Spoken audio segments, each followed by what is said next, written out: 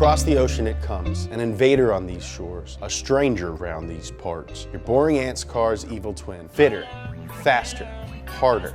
On the track, a beast. On the road, still a beast. It's a Honda Civic.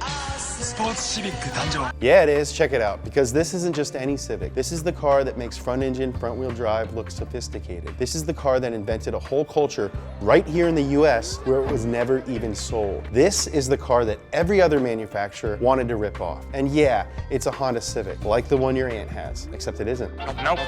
It isn't at all, because it's a Honda Civic Type R. And that means its badge is red. So how did one red badge turn this into this? This is everything you need to know to get up to speed on the Honda Civic Type R.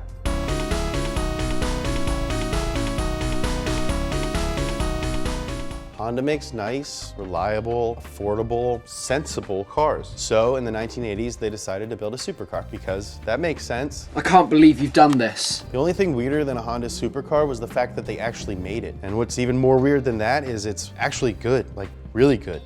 As I said, I think it's a supercar.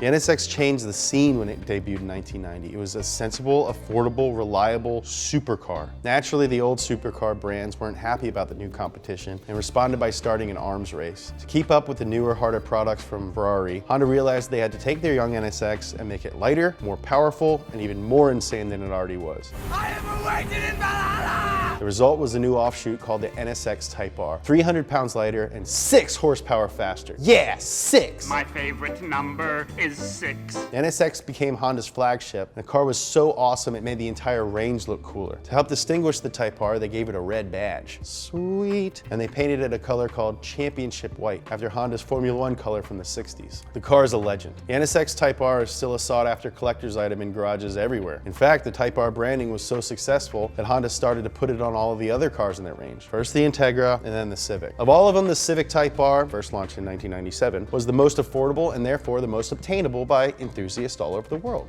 Hello. The first Civic Type R, dubbed the EK9, got weight reduction, a close ratio gearbox, an LSD, stitch welded chassis, red seats, and the B16B engine.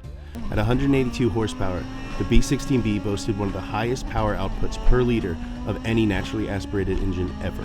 In 2001, they introduced the EP9. It looked like a tiny minivan, and the Japanese market got red Recaros and a fully worked K20 motor. The FD2 was introduced in 2007 and was the first four-door Civic Type R, as well as the first with independent rear suspension. Europe got a weird-looking hatchback version called the FN2, which was sold as the Civic Type R Euro in Japan. The FK2 was released in 2015 and is the first turbocharged Type R and featured an R+ button which increased chassis and throttle response when you pressed it. Remember the little red button? Yeah. Push the little red button. And you may want to put on a seatbelt. To add insult to injury, the engine was built in Ohio, but the car never sold in the States. I said no. We were jealous, and so the humble Civic made the American underground desperate for Japanese domestic, or JDM. See, right around the turn of the millennium, Japan was making some really cool cars. For one reason or another, they never converted over to US specification. Cars like the Skyline GTR and Civic Type R became America's most wanted, and the fact that we couldn't get them only made them even more wanted. So a whole new subculture was born, JDM, or Japanese Domestic Market. Basically, a gray market emerged that imported these cars onto US soil. To be sold legally, they had to be rebuilt with parts that would pass US regulations. But those in the know would buy them from the sellers and then rebuild them back to Japanese or JDM standards. Those who had them became kings of street racing, although they had to be careful because they weren't legal, and if you got caught, they'd get crushed. This was all very, very hush-hush. Shut your mouth. Shut your mouth. Outside of street racing circles, until street racing itself hit the limelight in the very first Fast and Furious movie in 2001. The film featured a number of JDM cars for Vin Diesel and crew to race around and against. The opening and closing heist scenes even featured Honda Civics. While they weren't Type Rs, they did drive into the American public's mind that Japan had some seriously cool cars. But unless you were willing to navigate the gray market, you couldn't get them. The trouble for Honda was, while they were hoarding the Type Rs in Japan, their competition jumped in. Subaru took the legendary WRX and made a more powerful, lighter version with the WRX STI, which they made available in the US. Volkswagen took the Golf GTI and turned it into the R32 and Golf R and made it available in the US. Then Ford took the Focus, of all things, and made the badass Focus ST and the Fiesta ST and the Focus RS. These mega hatchbacks blew up in the US and around the world and finally convinced Honda that they've been missing out on a huge market. So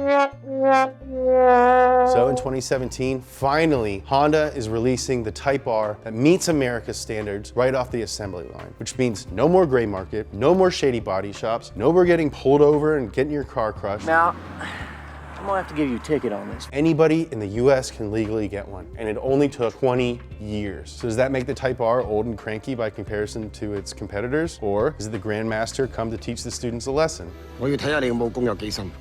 Well, both are kind of true. See, where all the competitors are all-wheel drive, the Type R is proudly front-wheel drive. And man, front-wheel drive sucks. All-wheel drive all the way. Well, most people who vape would agree with you. But Honda says you're wrong. Unlike all its competition, the Civic Type R only sends its power to the front half. Why would they do that? Well, all-wheel drive is great, but it's really heavy. And the point of this car is to be light. So instead, Honda's engineers cooked up a brand new thing called dual strut axis front suspension, which uses science to produce wizardry, reduce torque steer to keep the car moving where you want it to. That does still put a lot of traction commitments on the front wheels, but a good driver can use the weight savings to overcome all that and still cross the finish line first. Altogether, that means the Civic Type R, compared to the other mega hatches, is both more old school and more cutting edge. It's like a typewriter with broadband and 4K. And if the early word is right, it's really, really good.